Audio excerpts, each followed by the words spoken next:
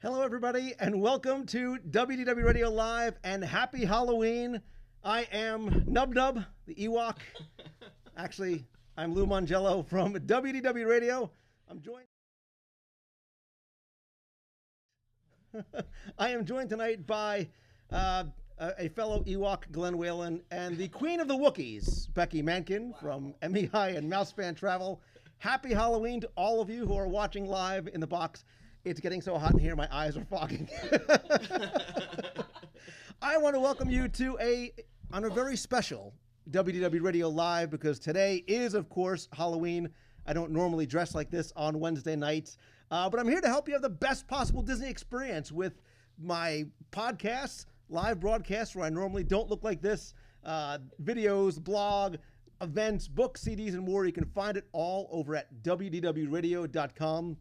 But this week, we are here to talk about this week's Walt Disney World news, which appropriately ties in to my Ewok costume. And I have to thank Crystal Von Oy, who made and sent this to me. It's so lifelike. It's here, wash that. Something. Really? But it is appropriate that I am dressed like an Ewok tonight, as opposed to every other Wednesday night. Because obviously, the huge, monstrous, unprecedented news this week is news that excites Disney geeks and Star Wars geeks like myself. Because obviously, on Tuesday, the Walt Disney Company announced that they agreed to acquire Lucasfilm for $4.05 billion, with a B, billion dollars in cash. Lucas is going to receive 40 million Disney shares, and the rest is going to be paid out in cash. I'd like to see that $2 billion check that Bob Iger gets to hand over to George Lucas. That's actually the transfer of shares is actually going to make George Lucas the second largest individual non-institutional shareholder, so the second largest individual shareholder behind the estate or the trust of Steve Jobs. So that's an interesting sort of combination of people who are a little larger stakeholders. I've said for a long time that when Steve Jobs passed away, I think the Disney company potentially lost something great for its future as well, too. This is actually as big as $4 billion is. It's actually the fourth largest deal ever. In 1995, they purchased Capital Cities ABC for $19.7 billion. In 2006, they purchased Pixar for $7.6 billion. And in 2001, they purchased the Fox family for $5.2. This is actually larger than the $3.96 billion that Disney paid in August 2009 for our good friends over at Marvel Comics. So again, before we start moving on to the deal itself and what this means for us as Disney fans, again, I think this is something, guys, that nobody, we talked about how we never saw Avatar and Marvel coming out of left field. Nobody on the planet, or may they rest in peace, Alderaan, saw this coming. Other than Glenn. Wait, I take that back. Because go back to Star Wars weekends this year or last year, we were talking about bringing Star Wars more into the parks, because we've talked about how this marriage has just been perfect and worked for years. And what did you say? Half jokingly, but what did you say? I said that Disney needs to purchase Lucasfilm so that they could focus on the older films. So, and they've done that. Obviously, Bob Iger tuned in, and he's like, that Whalen has a good idea. George, what do you think? Right. But I heard it wrong, and I thought they acquired the Dolphins. So I came prepared, and I was wondering why you're wearing that. Now it all makes sense. Well, I have a date later, too, so I'm not going to be changing later. This is pretty much normally how I dress. But timing is everything, right? Timing is everything. This has actually been, this is something that Iger and Lucas have been talking about for about a year or so. Nice. Who knows? It could have been when they came to relaunch Star Tours. Yeah. They might have been sitting down over a latte or over a churro. Over a carrot cake cookie. And he says, over a blue milk. And the timing is everything, because Lucas has been saying for some time now that he wants to get out of the business. He wants to get out of the movie-making business. And he said, and I quote, "For the past 35 years, one of my greatest pleasures has been to see Star Wars passed from one generation to the next. It's now time for me to pass Star Wars onto a new generation of filmmakers. I've always believed that Star Wars could live beyond me, and I thought it was important to set up the transition during his lifetime. So he's been talking about this for a number of years. He's been talking about making some smaller films. We know that he's done a couple in the past few years after the Star Wars second trilogy. Not that exists, was over. And they started talking about, with Disney, about a year ago. And this is, look, we've said from the beginning, Disney and Lucas has been the perfect marriage, right? It has been the perfect marriage since they started working together years ago. This is one of the longest running, most profitable franchises in history, from the films to the merchandise to everything that sort of trickles down from the original Star Wars films. Yeah, I agree. Unlike, not also like the Muppets with Jim Henson was another thing where Jim Henson had it prepared to hand off the Muppets to some place where he thought it would be cared for and given the legacy that it deserves. And I think George Lucas was thinking the same way, right. And he did that with Star Wars with this, and Howard the Duck. Howard the Duck was the other one. You laugh. Howard, don't laugh at Howard the Duck. But everybody's talking about this in terms of Star Wars, and we'll talk about what this is going to mean as far as the immediate future is concerned, because part of this announcement was not just the acquisition, but, oh, by the way, we're going to not only make another film in 2015, Episode 7, but George Lucas's idea of having that third trilogy, Episodes 7, 8, and 9, or 1A, 2B, and 3C, whatever he's going to call it, is going to come to pass. So this is not just, okay, we're going to acquire the franchise, we'll see what we're going to do with it. We've got a game plan, and Kathleen Kennedy, who was a producing partner with Steven Spielberg, she was named co-chair of Lucasfilm back in June. She's going to become president of the Lucasfilm arm within Disney. It's going to work with George Lucas, who's going to stay on as sort of a creative consultant to help sort of guide the movies going forward. But this is, it's also the acquisition of other franchises as well, too. So think Indiana Jones. Think Industrial Light and Magic. Think Skywalker Sound, because we're going to talk about the other sort of trickle-down effect of what I think this acquisition is going to bring. Remember when we were talking about New Fantasyland? Remember when that was like the big news? And so when this happened yesterday, and I started thinking about it, I sort of tried to break this down into separate elements in my mind. And I started to think originally the history of this relationship, because this is something that goes back to the 80s. And George Lucas said, look, if I'm going to work with anybody, it's going to be Disney. Mm-hmm. Another brand of great storytellers that is interested in creating incredibly high quality, cutting edge family entertainment, right? So they go on to work on things like Captain EO, Indiana Jones, obviously Star Wars weekends since 2000. And I think that's what, like the working with a James Cameron, that's what this brings. You are getting one of the quintessential storyteller in George Lucas and the franchise. Definitely. And I do believe you were correct when they were working on the new Star Tours. That was an audition. That was how would this work out? Would the Imagineers be able to work with me? Was what George was saying. I heard him. He said that. So I believe that had a lot to do with it. And they auditioned with the end product, I think was better than they could have imagined. And I think he felt this is a comfortable place for me to put that. Right. The other thing I thought of too was from a business perspective and from a corporation perspective. And I think what this does is this solidifies Bob Eisner's. Wow, I'm going to get it right. I'm verklempt with the announcement. This solidifies Bob Iger's legacy, right? Because Michael Eisner, look, however it ended with Eisner, he saved this company. He grew the parks. He brought back this renaissance of Disney animation.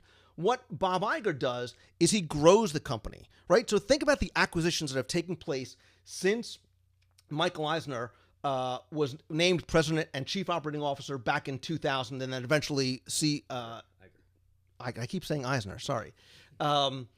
He worked with Eisner from 2000 and then succeeded him in 2005.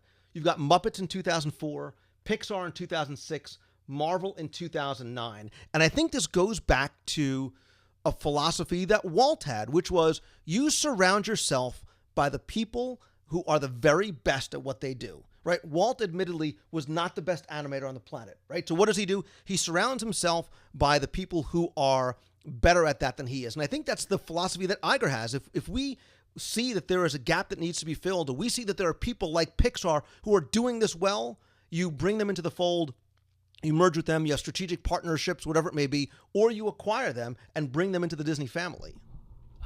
And we have so many people, that are Pixar came from the relationship with Lucasfilm, and so all these things are starting to come together as if they were intended to be this way from the beginning, at least in somebody's mind. Maybe Walt was planning this a long time ago. So, I was reading a lot and I was talking a lot to people in the last couple of days about this, and they were saying, $4 billion sounds like a lot. I think from a financial, we were talking about who wins in this. I think it's a win-win for everybody. Again, George Lucas gets to cash a $2 billion check, which I'd love to go to the bank with him just to see how that transaction takes place. But I think Disney's going to make that $4 billion back very, very quickly. You're nodding because I think we know, because think about it.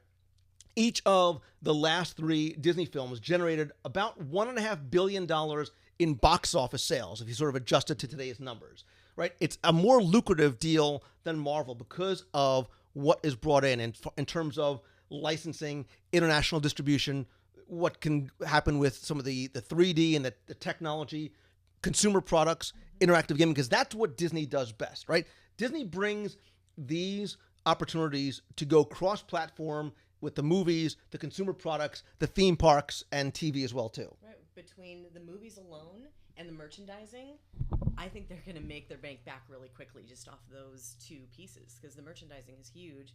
And then the opportunities that they have in the theme parks beyond that. Sure, we have Star Tours now, but what are we going to have next? Yeah, true. And, there's a lot more to it, again, from a business perspective. So they're going to release episodes 7, 8, and 9, right? They're going to be distributing them now, taking that distribution away from Fox, who has normally been distributing all those films. Disney also distributes films from DreamWorks. So now they're in business with both George Lucas and Steven Spielberg as far as the movie aspect is concerned. As far as merchandise, they have been merging these 2 brands for years, especially in the theme parks. We see the mashups, crossovers, whatever you want to talk about it, especially in terms of Star Wars weekends. We see guys like Stephen Miller and people on the design group team who are fans first, who get it, who are excited about releasing. Look, there's Disney, Star Wars, Muppet mashups. All 3 of these part of the family now are into the fold. It's really interesting, and we talked about this before when we were at Star Wars weekends, how the focus seemed to be going towards Lucas was trying to get you to watch Clone Wars. And Clone Wars is great, as a great experience, but not many people are watching it. And a lot of people that were showing up at Star Wars weekends were coming away a little disappointed that they weren't seeing A New Hope or Empire Strikes Back. That's what we grew up with. Because we grew up with seeing, that. Right. This allows that to return totally.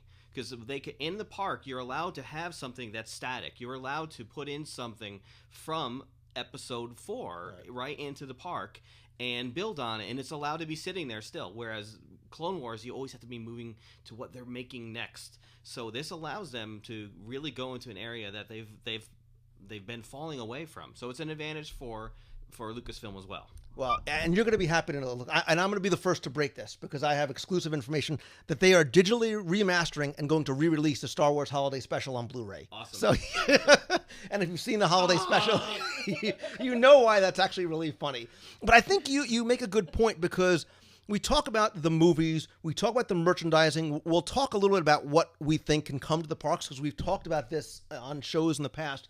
But I think something else too is, oh, by the way, Disney also owns ABC. They have Disney XD. You now have other media outlets that you could distribute content, notwithstanding what you can do online, via mobile, interactive gaming. I think there's huge, I think there is, and not to use too broad of a stroke, there is limitless opportunity to what this partnership can bring. I think it's unlimited because they are a family content distributor. That is what Disney does, and it's what they do very well. Here's another example. Right. Well, I mean, now we even have Star Wars Angry Birds, so I am so waiting. Right. For that It one. now brings Disney even closer to the angry. Listen, When they get Angry Birds, then they've gotten someplace. Exactly. Angry Birds meet Swampy the Gator, and everybody goes home happy. But we talked about the Marvel acquisition, right? With Marvel, they acquire 5,000 characters. They make a huge footprint into the young boy demographic of superheroes. Look at what happened with the Avengers. Look at what's happening with the talk and the buzz of Iron Man 3. Those franchises have been completely rebooted and reintroduced to a new generation. With Star Wars, it's not limited to Jar Jar Binks and the Jawas. There are 17,000 characters that span decades and thousands of planets. There is this whole other Star Wars universe. There's online gaming. There's all these other platforms. And yeah, you start thinking about what they can bring to the Disney parks. We're talking about next gen. We're talking about these different levels of interactivity that could come to the theme park. So our first thought goes to Hollywood Studios. There's that area in the back. You've got all the area by Indiana Jones, by Star Tours, by Muppets.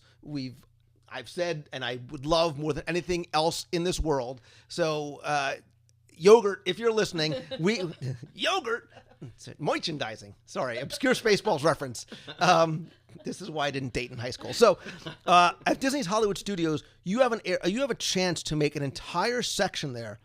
Backlot Tour may not be long for this world. Likes Motors Action may not be long for this world. You've got a lot of space. I think the Backlot Express should be the Star Wars Cantina. Sign me up now because I'll totally be there. You could make not even just a Star Wars land, but you could make a Lucas land. That Indiana Jones franchise is, I think, far from over, unlike other franchises at other theme parks in Orlando, which have reached end of life. Don't laugh, Universal girl. Look at me. Harry Potter is at the end of its. Barney. Yeah, Barney. Barney's still there. So. But I think I think there is incredible longevity that the Star Wars franchise has. And we'll see it. We'll see it in the parks because that's what we all struggled to think. Where are they going to put Marvel into these parks? Where can we put it? Can you put a Thor attraction? We have a hard time doing that. But as soon as they announced Star Wars, everybody went, okay, boom, boom, boom, boom, boom. And we started populating, in our mind, the parks with new attractions based on Star Wars films. So I think we probably won't see a Marvel attraction appear inside the studios before we see a Star Wars one. Right. And that's what this does, too. This now, especially in Walt Disney World, obviates the immediate concern for what do we do with the Marvel franchise that we are not allowed to bring.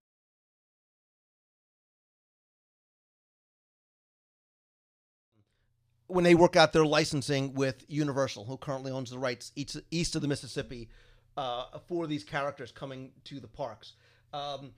I think when I was talking about before, too, about the technology, Industrial Light and Magic, Skywalker Sound, like these people are on the cutting edge, the forefront, not only of movie-making technology, but think about what they could do coupled with Imagineering and what kind of experiences they might be able to bring to the parks, too. I mean, George Lucas may not have made the best decisions when he made the new trilogy, but he was very responsible for what Pixar is today. Because when they were making Pixar, when it was in its birth, he was the one who wasn't accepting where they were going. And he'd go, no, we can't do it like this. I'm not putting it in my film until we did this. There's no digital effects in the second film. In Empire Strikes Back, there are no computer effects. And that was because they used them in the first film, and then he said he wasn't happy with them, so they didn't return until what becomes Pixar became very helpful. So we'll see a lot of that. Yeah. And I think what you're going to see a lot of is like what we're showing for those of you who are watching live or watching the video. Immediately, I mean literally immediately after the announcement, people ran to their computers and started drafting up. You see mashups like the Darth Vader with the Mickey ears. Somebody made up a potential Disney Star Wars themed world, another theme park inside of Walt Disney World There have been a lot of incredibly funny mashups as well, too. The Disney hashtag that I was following on Twitter is hashtag Disney Star Wars. Here are just a couple of the ones that I pulled out along the way. Snow White and the Seven Ewoks, The Sorcerer's Jedi Apprentice, Alice in Wookiee Land. I don't know why I looked at you. Honey, I Shrunk the Jawas, Star Wars, The Goofy Menace, Beauty and the Droid, Leia and the Tramp. The question has already been asked, is Leia now officially a Disney princess? Is she sort of been adopted into the fold? Finding Lando, The Saber in the Stone, Star Wars Episode 7, The Emperor's New Groove, Captain Jack meets Han Solo's, Star Wars Episode 7, The Jedi Wore Tennis Shoes. I felt a disturbance in the Force as if millions of geeks were shocked in an instant. I think Howard the Duck walk-around character, first thing that's coming to Disney's Hollywood Studios, and of course the Death Star overlay on Spaceship Earth. Yes. Oh, see, that would rock. I said it jokingly on Twitter last night at 11 o'clock at night, and people were like, awesome ideas. I'll be like, you're an idiot. So I didn't mean it. A dream is a wish your hut makes. Oh, nice. So I like that. was... But, look, we are, at least you and I, forget it. You and I and a lot of people watching are of the same age, the same generation. Disney, 29. again, 29. for the 15th time in a row. Disney has married, encapsulated, brought into the fold all of the important elements from my childhood, right? It's Disney, it's Muppets, it's Marvel superheroes, and now it's Star Wars. Like, the circle is now complete. I'm ready to go. Like, You're in geek heaven right I am, now. and I'm not the only one. I mean, I know. literally, 5 guys. there's Five guys. They acquired five guys? They required 5 guys. So it's done. If they bring 5 guys to the park, that would be it. I have never seen Twitter blow up like that in the Disney fan community. I mean, even when they did the Avatar thing, and I know it was controversial, there was a lot of chatter going on with that. This, however, exploded, and it was everywhere. So that just tells you that there's more people like you. So well, listen, there's lots of people like me wearing Ewok costumes but when I saw the tweet, and the first tweet that I saw, the official tweet, was from D23, and I clicked on it, and I says, I wasn't reading in my car. I was pulled over with my blinkers on, but I looked over, and I'm like, Disney acquires Lucasfilm, and I figured it was a joke, or it's an acquisition of something. And my kids were talking to me, and I just tuned them out because I'm like, I'm trying to comprehend the enormity of an announcement. I mean, far beyond what Marvel represents, far beyond what Muppets represents or anything else, because it is I think the 2 largest, most recognizable and important franchises. It's like Ebony and Ivory, man. It's like coming together as one. You're tearing up right now. I am. Well, just imagine, forget about yesterday, pretend yesterday didn't happen, What?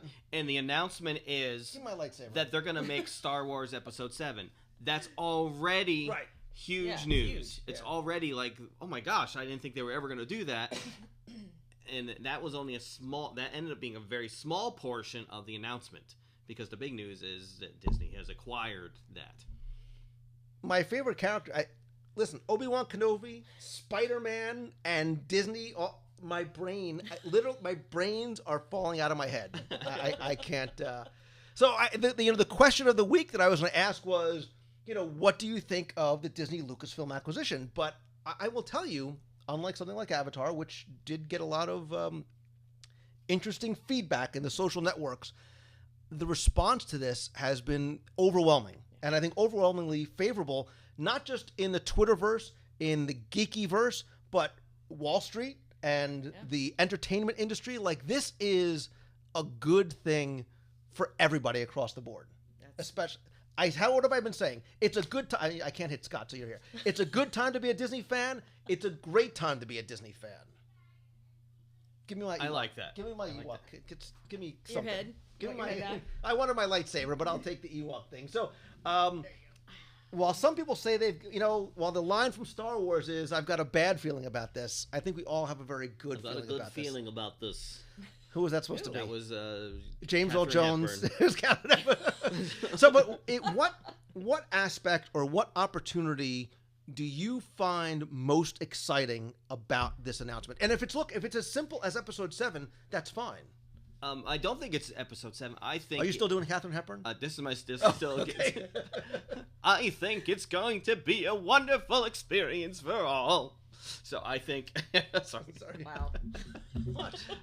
I think what I'm looking forward to most is watching the next generation of fans who are making, because the Clone Wars is actually made up by fans. It's very obvious if you do ever watch the Clone Wars. They're definitely designed by people who loved those original films. Watching them make a 7th film and moving forward with that, while they're making changes in the park, that's going to be an excellent experience. What about you? I can't wait for the 3 movies because I do want to see the story continue. I love the characters. I love the universe. I love... Favorite Star Wars character? Really? You want to know? I want to know. Really? Orlando Calrissian. No. No. And it's not Jar Jar Binks. If he could be erased from any piece of the universe, I'm just saying. That's just personal preference. I like Han Solo. Sorry, I do. There's a shocker. Well, what? The bad boy. I love the bad boy. What can I say? There's something that surprises us all. There's a few. I like Queen Amidala. I like, from the earlier ones, I like her character because she's strong. She represents good and all things that are good, even though the man killed her, which was bad. You know. If you think about it, if you really think about it, what Star Wars is all about, just a guy digging a chick. That's it. That's it. And it's true. If he doesn't go gaga over Amidala, Star Wars never happens. What? That's the whole arc of all 6 films. If he does not go crazy for Amidala, just like, all right, listen, she doesn't want to date me, I'm done, that's fine. He never turns into Darth Vader. Wait a minute. Wait, you know that he's Darth Vader, right? Yes. Okay. You don't think that the Emperor would have found another way to inject evil into this superhuman person? It's impossible. That's the only possible way. Is love. It's not true. The only it's way impossible. to inject evil is through love? Is that what you're saying? He told me you killed him. No. I. No. No, you're supposed to be like this. It's kind of this is going to be a fun argument for later. Definitely. No, what it's are not you true. doing? He doesn't have a hand. He doesn't have a hand. You've never even seen never the movies. seen these He's movies. never even seen the movies before. Don't you start with me too. Seriously. So I've been watching some of the comments in the box and what people are talking about here. I think the most interesting thing I've seen in the past minute or two was Howard versus Donald. Who would win? Donald. So yeah, we could talk about this, and we will be talking about this for a long time because I think this is still I think we're still taking the news all in. I will tell you that some of the things I saw online were, well, that means Avatar Land is done, which I don't think one has anything to do with the other. No. And I still don't think, and not to digress into an Avatar Land discussion, I think people have to look at the Avatar announcement in a similar way to this. It's a strategic partnership as opposed to an acquisition, but what the potential marriage or the courting right now of James Cameron brings, and you are a movie guy, you understand the importance of story, is what kind of a storyteller James Cameron is. He is like, and I'm not comparing, but the Walt Disney was all about story. George Lucas is all about story. Steven Spielberg is all about story. Mm-hmm. That's what James Cameron is going to bring. And Avatar Land is not dead, and I don't think people should be excited by the thought that potentially it could be. Yeah, I don't think it's dead either. And James Cameron is heavy into the technology of the future. I think that is something that if we do continue on with Avatar Land, that we take advantage of that. And maybe James Cameron is going to be involved in whatever Star Wars appears in our theme park as well. I think it's, same thing. It's all about technology, cutting edge, what he could potentially bring. But, going back full circle to what Lucas brings, I'm happy that Lucas is still staying on. He's still going to sort of keep his, hands and his signature on the Star Wars franchise. But I think maybe being able to step back a little bit and go back into less of a business role as opposed to maybe more of a creative input role might actually help some of the things that might have hurt in the last 3 films. Right. Is that diplomatic enough? Very much so. And I also think that very creative people like that, if you take some business away from them, I know that he was speaking very much about his philanthropy, if I can say the word, and how much he enjoys those endeavors. If you take care of the business and move that away from him, let him do what he's really passionate about, he's going to be even more creative and inject more life into the story going forward. So that's another win-win. This is not such a big deal, but while they're creating this Clone Wars thing, there's several interviews that show, and they just discussed this at the recent Star Wars convention, that George Lucas's role there is pretty much as an overseer. Everything has to be passed by him, but he reveals very sporadically elements of the Star Wars universe to them. So he, whether he's making it up on the spot or something like that, that's been his role, and I think he's probably like that. Mm-hmm. And he's probably going to fit well into that by being part of an organization that is working.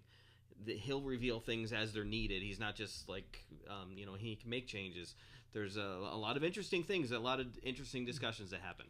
I'm not even listening to you because all I was thinking about was, what's the countdown to Star Wars weekends this year? Like, how different is Star Wars weekends going to be this year? Yeah. We saw, we've been excited about the merchandise and stuff. Give me my lightsaber. It's right there in the corner. Right over there. I need it. Yeah, and you know what? People in the box are saying, I am totally geeking out. I am excited beyond words because this is not about the show. This is not about anything else. This is me being a 7-year-old kid, and the 2 things that I love and I'm so passionate about coming together. I could not have asked for anything more. So I'm putting on my Ewok helmet again. Don't hit Glenn or me, please. Can I hold your lightsaber, please? What? Hey, come on. Wait till the show's off the air. I know I have the Darth. Where's my Yoda one? That actually fits better in my hand because it's much smaller. Anyway, all right. I can't see or breathe in this thing. But I have got a very good feeling about this. But I want to hear more from you.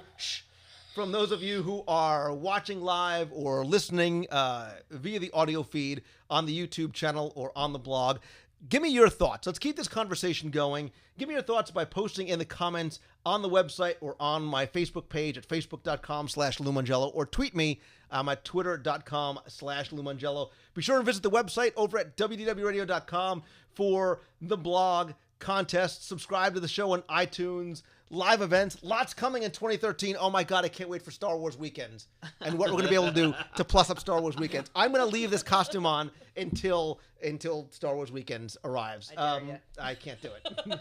So I want to thank Glenn Whalen from Pretty Good Movie Ride and Googlin, Googlin, WDW, Ride. It's off. Just go. Right there, she's from MEI and Mouse Fan Travel. I'm going to see both of you again, God help us, on the cruise. We're down to 3 days. 3 weeks. Isn't it 3 weeks? No, it's 3 days. Please give me 3 weeks. And I'm woefully unprepared. Hopefully I'll see a lot of you guys on the cruise as well, too. Stay tuned Wednesday night. I'm going to try and broadcast next Wednesday live from the Disney Dream. We're going to have some surprises, some announcements. I'm going to tell you about the Disney Fantasy Cruise next year. Yes. Oh, no, I am. And we may even have a couple of special guests there, too. Maybe. Even more special than these two. And these guys are pretty special, too. So with that, I want to thank you guys. I want to thank all of you who have been watching live in the box. I'll hopefully see you next week. And God, I'm so happy that my Ewok is now an official Disney character. And when I say may the Force be with you, I mean that sincerely. Thank you guys so much for watching. So until next time, see ya. Bye. I can see your Schwartz is as big as mine. Stay on target. But I was going to Tashi Station to pick up some power converters. But with the blast shield down, I can't see anything. How am I supposed to fight? It's not as clumsy or random as a blaster. What? It was an awesome Obi-Wan Kenobi.